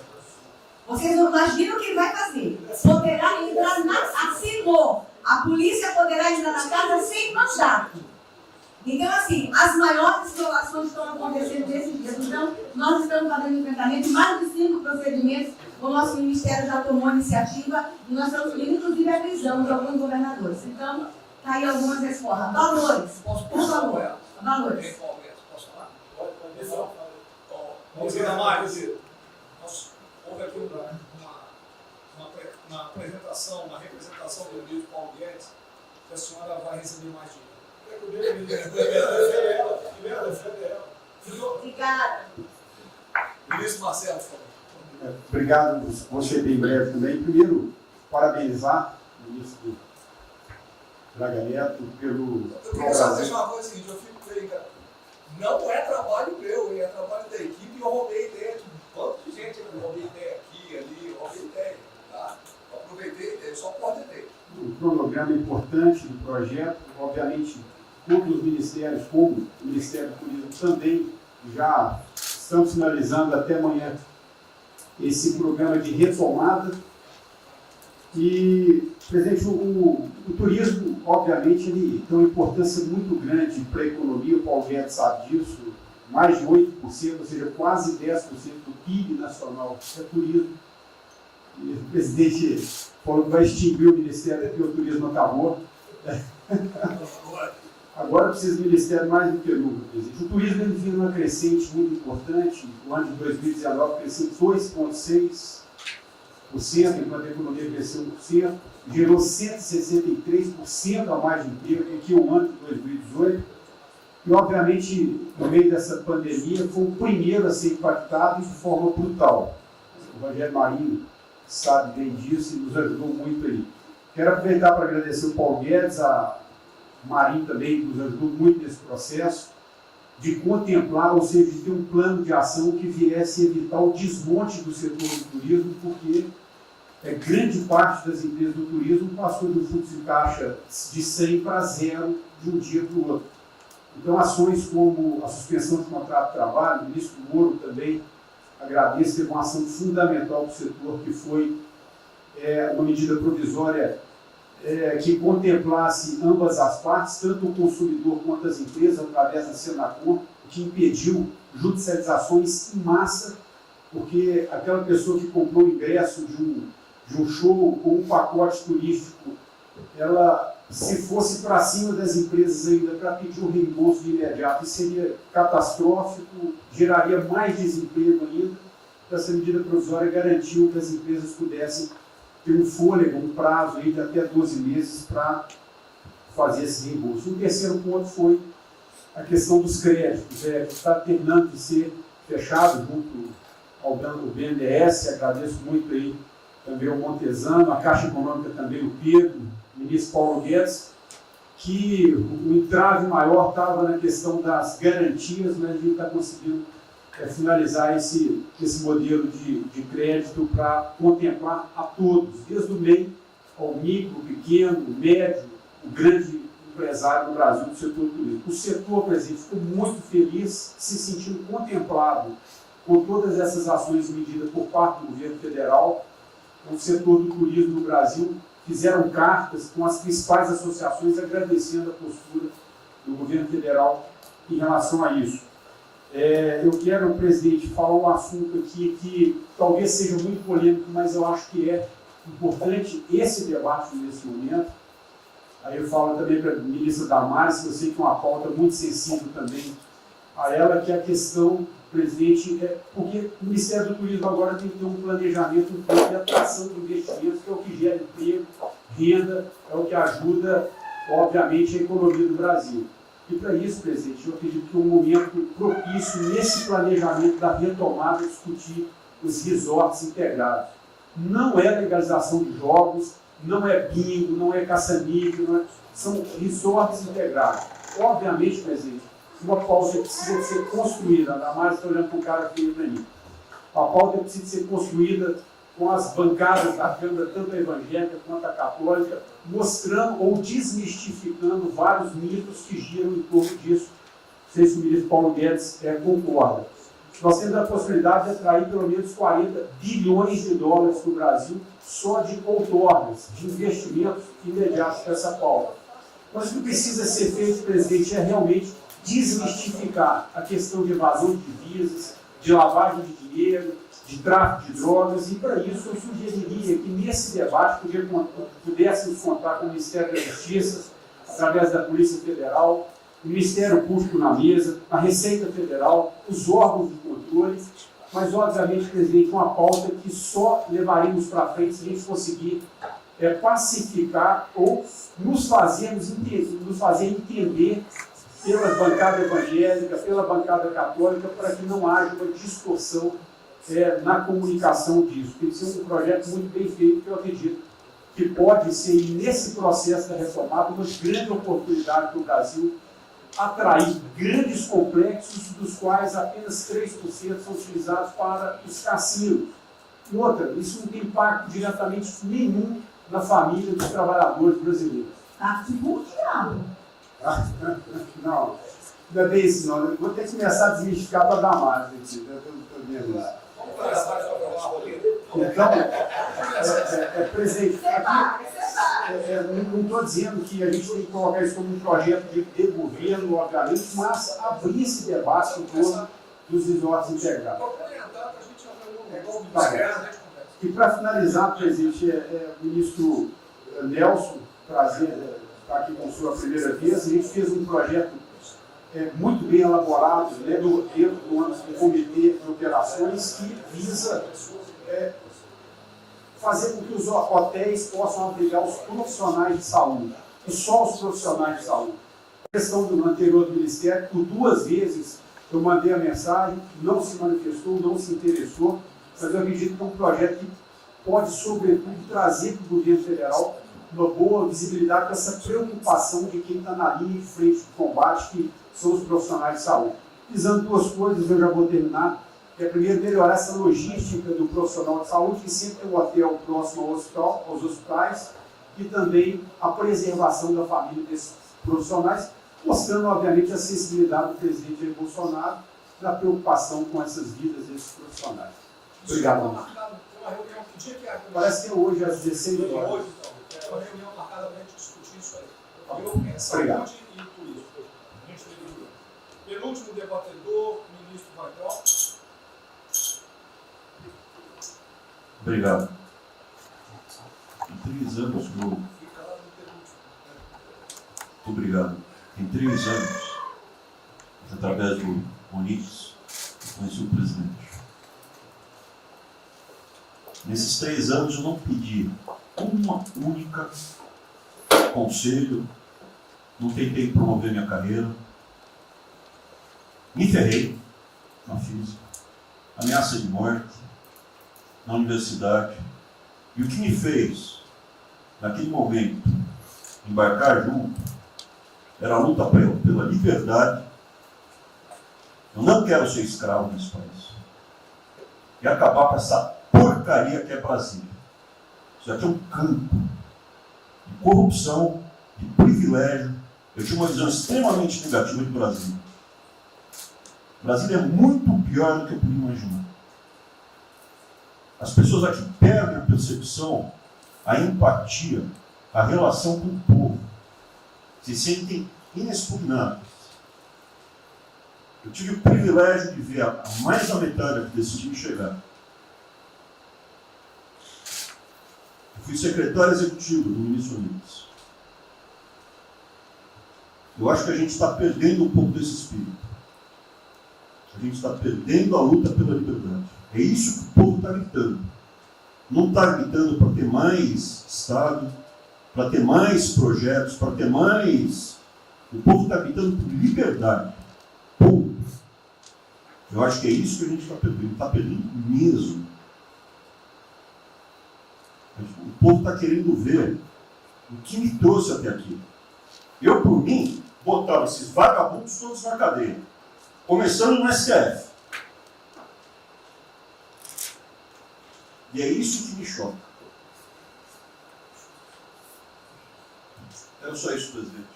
Eu realmente acho que toda essa discussão de vamos fazer isso, vamos fazer aquilo, eu vi muitos ministros que chegaram e foram embora. Eu percebo que tem muita gente com agenda própria. Eu percebo que tem, assim, tem um jogo que é jogado aqui, mas eu não vim para jogar o jogo. Eu vim aqui para lutar. E eu luto e me ferro. Eu estou com um monte de processo aqui no Comitê de Ética da Presidência. Eu sou o único que levou processo. É um absurdo o que está acontecendo aqui no Brasil. A gente está conversando com quem a gente tinha que lutar. A gente não está sendo duro bastante contra os privilégios, contra o tamanho do Estado. E eu realmente estou aqui de peito aberto, como vocês sabem disso. Levo tiro, odeio o Partido Comunista. Está querendo transformar a gente numa colônia. Esse país não é. Odeio o termo povos indígenas, odeio esse termo, odeio. Povos ciganos, só tem um povo nesse país. Quer, não quer ser de ré. É povo brasileiro, só tem um povo. Pode ser preto, pode ser branco, pode ser japonês, pode ser descendente de índio, mas tem que ser brasileiro, pô. Acabar com esse negócio de povos e privilégios. Só pode ter um povo. Não pode ter ministro que acha que é melhor do que o povo, do que o cidadão. É um absurdo, a gente chegou até aqui. O senhor levou uma facada na barriga.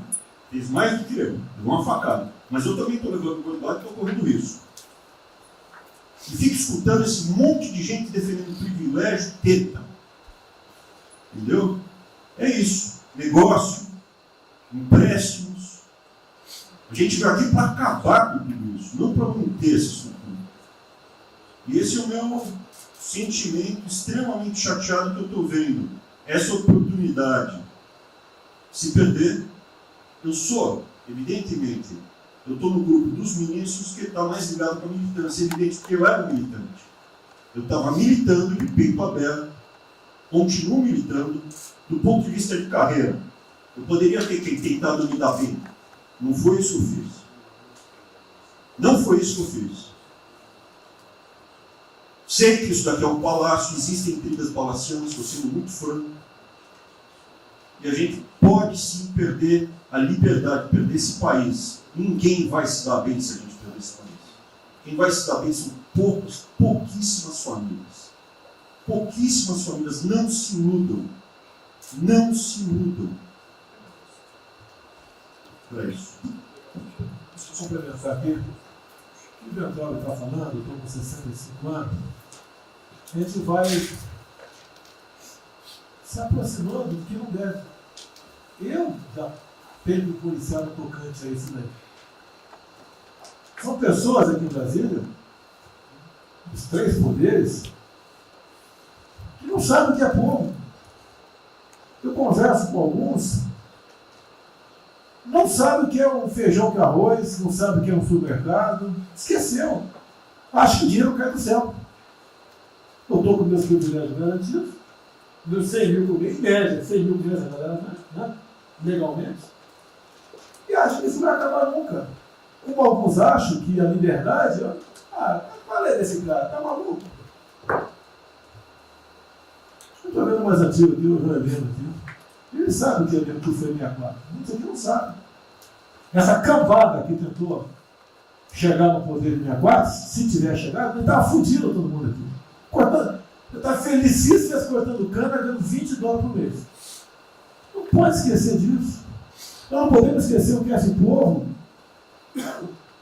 Eu vou convidar os ministros para domingo e passar essa semana da Guadia. Convite, né? Não é missão, mas convite. Para ver como é que está o cara na esquina. Para ver uns merda para falar aí, né? Uns merda de sempre. O cara rompeu o isolamento, tá dando peça. Tem que ver com o cacete, pô. Ele tá passando fome, tá na merda, pô. Sentiu o cheiro de povo. Como eu falei, lá. É uma experiência para todo político sentir e lá ver como é que tá o negócio. Ou a gente tem que estar como se fosse, né, um general na retaguarda e deixar a tropa se ferrar na frente. Não, o general está na frente, o coronel está na frente, o capitão está na frente. Nosso herói da Segunda Guerra Mundial estiver na frente do campo de batalha. Simples aqui, tenho certeza que as Forças Armadas vão cumprir com o seu papel, mas nós temos que dar exemplo. E mostrar que o Brasil não é. Eu sou mais educado que o Ventura, até me poli muito, o linguajar que ele usou, mas não é isso. Que o pessoal pinta por aí, se reunindo de madrugada, para lá, para cá, cima de informações. O meu funciona. O meu particular funciona. Os que tem oficialmente desinformam. E voltando ao termo, eu prefiro não ter informação do que ser desinformado por cima de informações que eu tenho. Então, pessoal, muitos vão poder sair do Brasil. Mas não quero sair, ver a minha irmã de Eldorado, Ponta de Cajati, o coitado do meu irmão, capitão do exército de Nascimento, estão se fuder, pô. Como é perseguido o tempo todo. É a bosta da Folha de São Paulo, diz que meu irmão foi expulso de um açougue em registro, que estava comprando carne sem máscara. Comprovou no papel, estava em São Paulo esse dia. O dono do restaurante, do açougue, falou que não estava lá. E fica por isso mesmo, isso aqui é problema dele. Né? Mas é putaria o tempo todo para me atingir, mexendo com a minha família. Já tentei trocar gente da segurança nossa no Rio de Janeiro, oficialmente, e não consegui. Isso acabou. Eu não vou esperar fuder minha família toda, de sacanagem, o amigo meu, porque eu não posso trocar alguém da segurança na ponta da linha que pertence à estrutura. Vai trocar. Se não puder trocar, troca o chefe dele, pode trocar o chefe dele, troca o ministro. E ponto final. Não estamos aqui para brincadeira. Eu tenho um garoto aqui, com todo respeito, do BNDES. Eu conhecia, ele usava calção lá.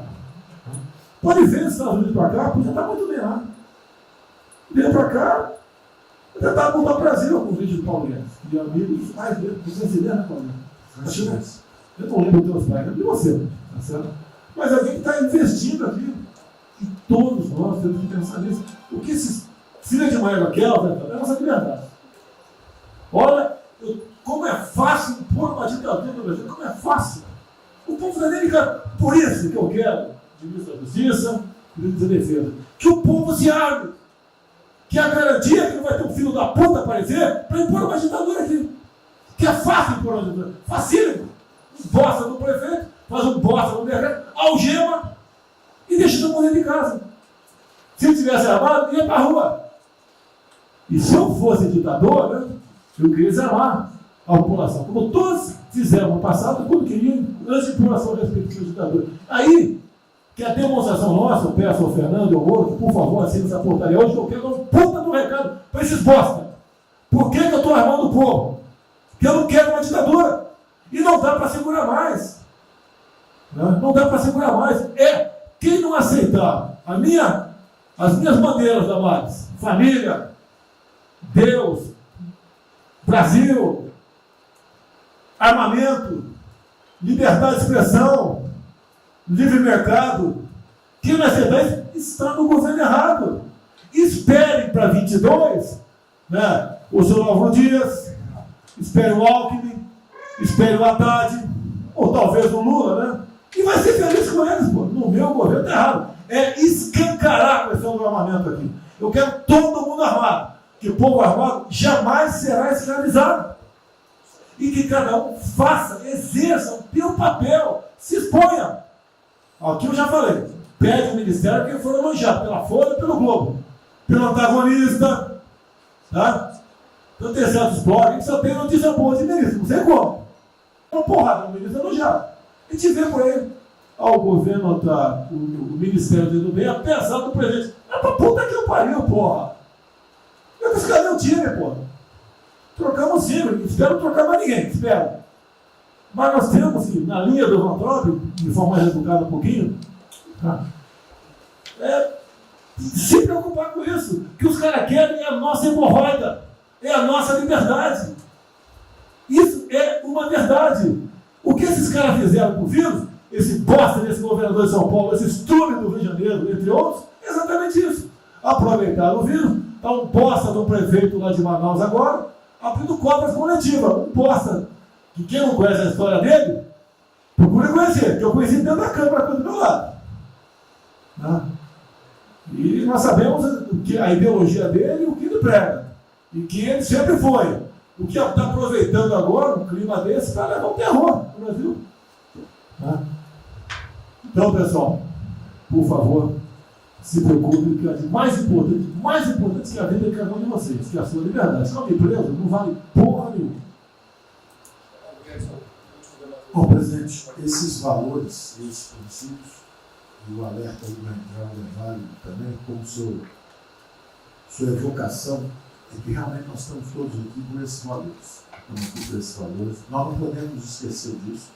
Nós podemos conversar com todo mundo aqui, porque é o establishment, porque nós precisamos dele para provar coisas, mas nós sabemos que nós somos diferentes.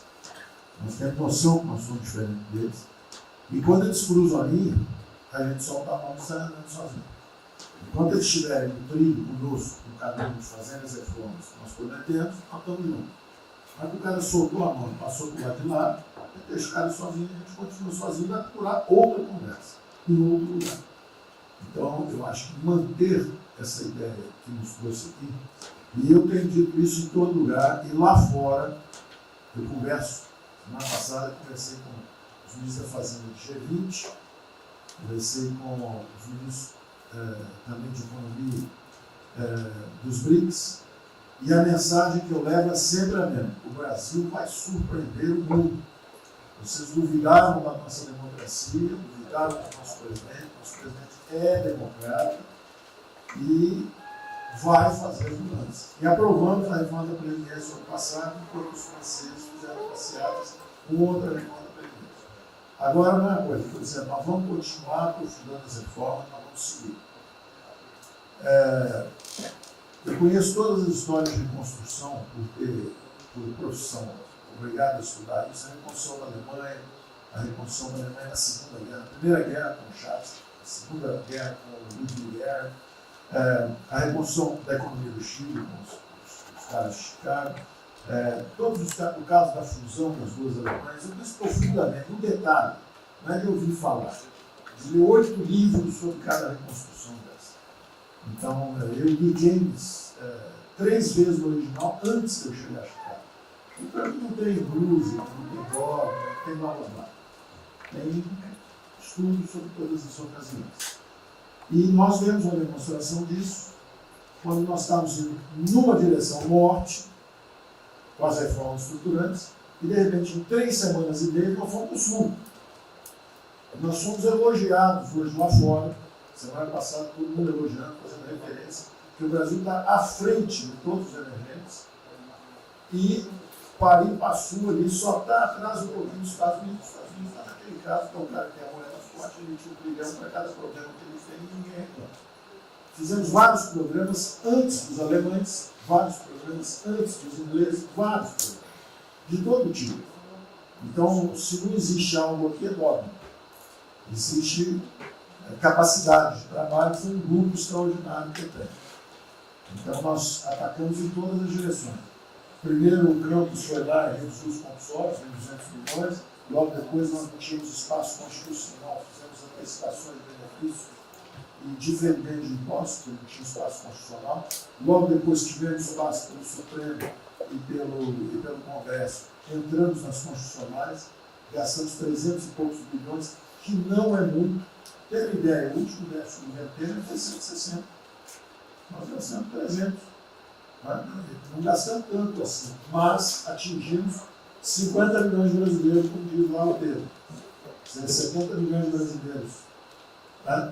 Lançando essa camada para os mais frágeis.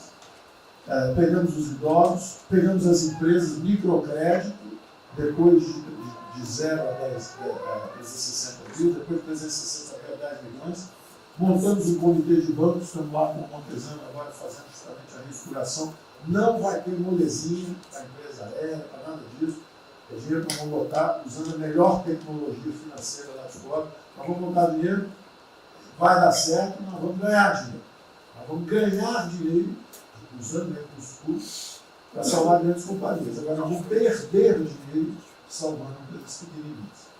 Então nós estamos fazendo tudo by the book direitinho. Na conversa com os ministros da Fazenda lá de fora, eu disse que nós estamos com um déficit extraordinariamente alto esse ano,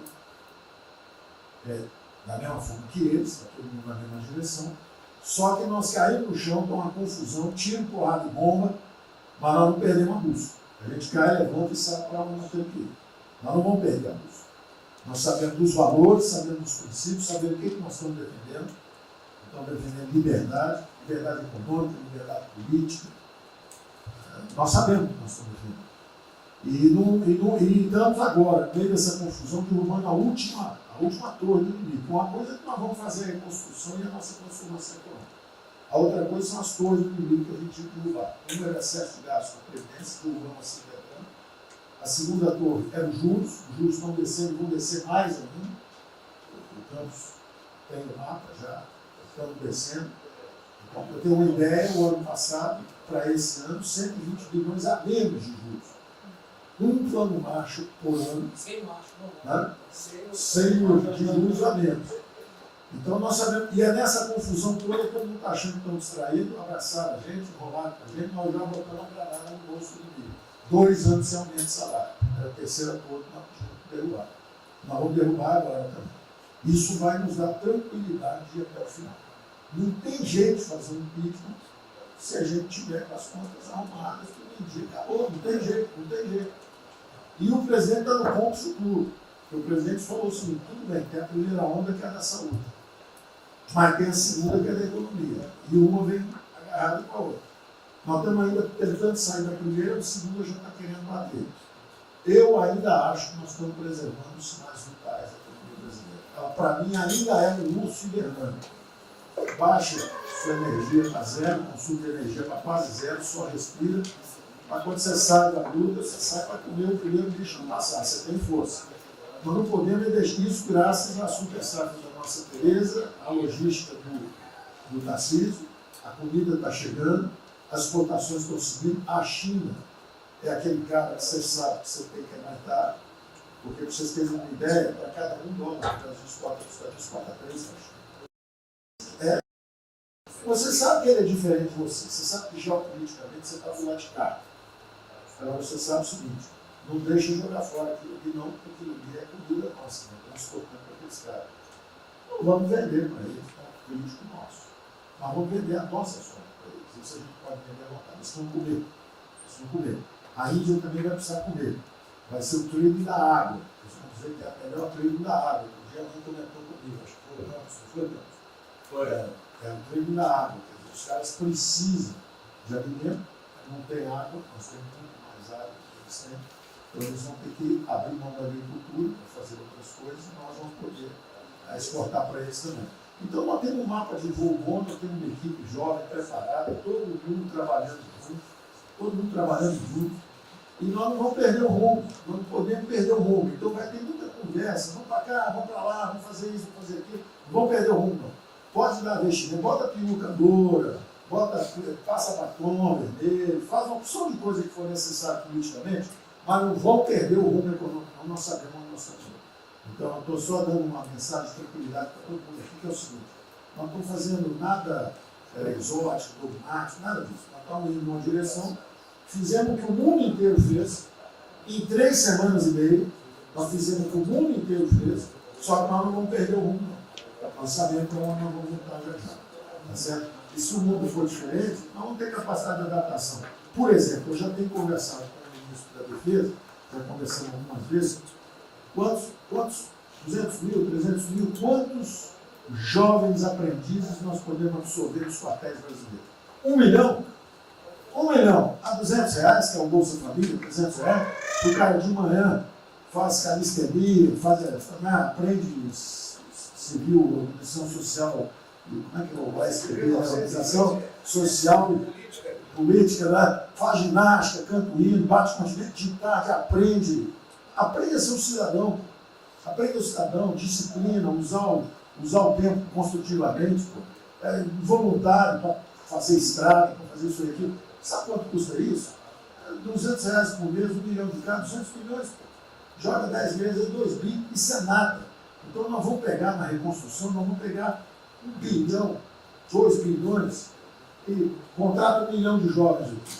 A Alemanha fez isso na reconstrução.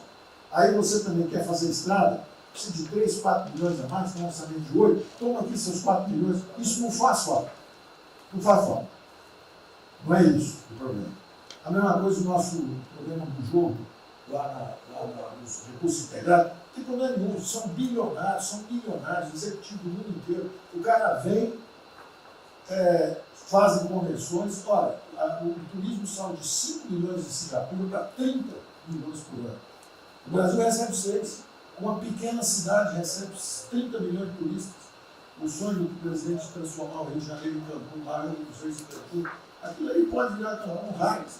Entendeu? A mesma coisa a Espanha. Espanha recebe 30, 40 milhões de turistas. Isso é uma cidade da Ásia. Macau recebe 26 milhões de na China. Só por causa desse negócio. É um centro de negócio. É só maior de idade. O cara entra, deixa a grana lá, quem ganhou anteontem, ele deixa aquilo lá, bebe, sai feliz da vida. Ele ali não atrapalha ninguém. Aquilo não atrapalha ninguém. Deixa para dar um se fuder. Damares, o presidente fala de liberdade. Deixa cada um se fuder do jeito que quiser. Principalmente se o cara é maior, vacinado e bilionário. Deixa o cara se fuder. Lá não entra nenhum brasileirinho. Não entra nenhum brasileirinho desprotegido. Se a CGU tiver como controlar a entrada e a saída do dinheiro. Isso, então vamos lá. Se não tiver como lavar dinheiro. Então, só para terminar as observações também finais ali, o Campos falou 2 coisas também interessantes. Então, o Campos falou 2 coisas interessantes ali. Uma é o seguinte: o estrangeiro para vir para fazer investimento, eu recebi o embaixador, já reportei isso para o presidente, eu segui o embaixador dos Estados Unidos e ele veio conversar conosco. A mensagem maior dele era uma só. Assim, olha, nós queremos um bom ambiente de negócio. Nós vamos colocar centenas de bilhões de dólares. O mundo inteiro quer investir no Brasil. Agora nós precisamos de um bom ambiente de negócio. Simplificação de impostos, segurança jurídica, coisa desse tipo. Né? Então, o secretário do Comércio Americano, que é o Wilbur Ross, o cara me disse o seguinte: eu só tenho um conselho para vocês.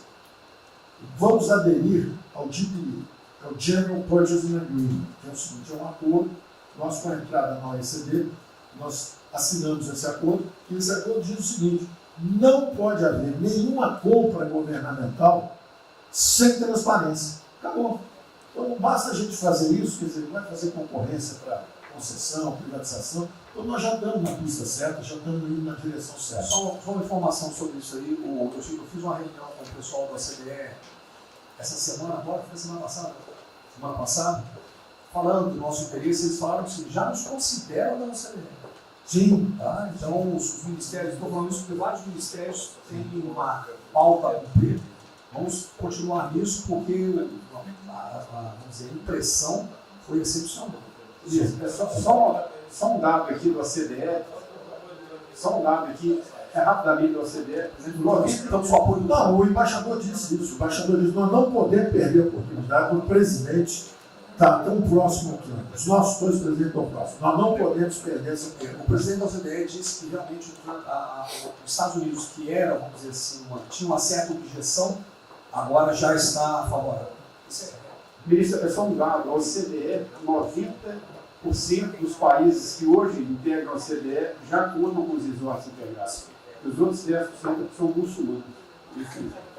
88% tem um ensino domiciliar, então a gente vai entrar com a MD hoje lá, tá? Homeschooling. Homeschooling. Pronto, obrigada.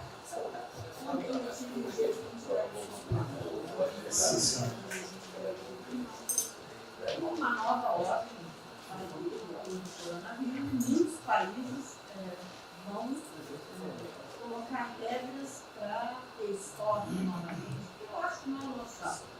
Nós temos que ter acesso ao mercado, mas nós precisamos incentivar o turismo. É o único produto que o Brasil não é autossuficiente. O resto, se amanhã quiser fechar, temos 2 milhões. Nós temos 2 milhões.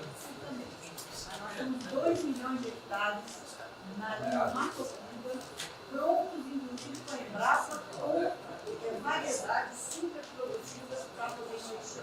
Precisa de dinheiro. Uma última coisa.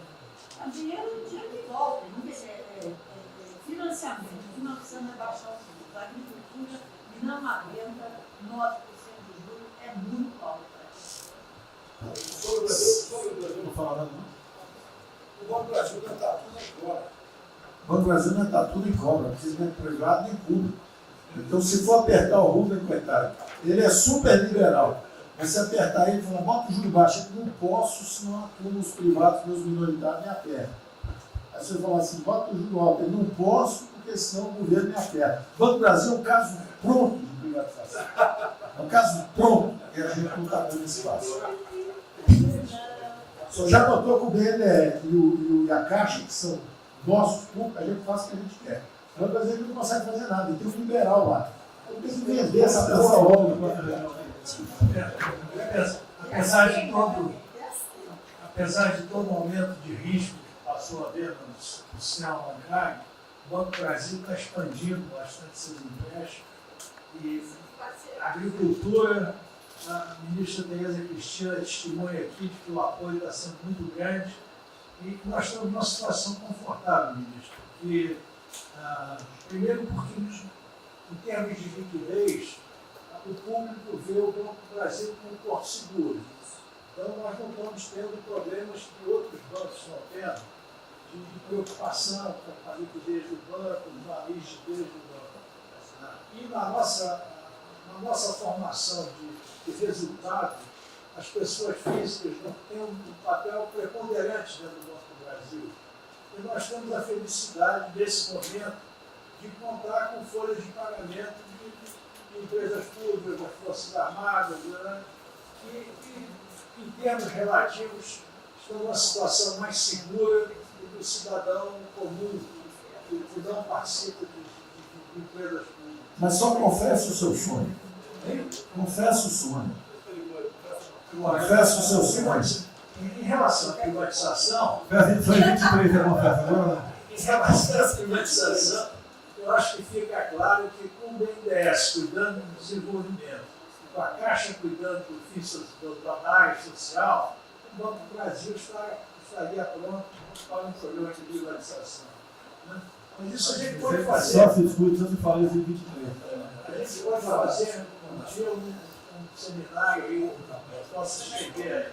Porque o Banco do Brasil, no passado, teve muitos privilégios pelo fato de ser público. Né? As folhas de pagamento vinham naturalmente do Banco do Brasil para a Caixa. A administração dos depósitos judiciais eram sempre do Banco do Brasil e da Caixa. Hoje isso tudo é processo de concorrência. Nós temos que pagar muito caro por esses antigos privilégios que não são mais privilégios.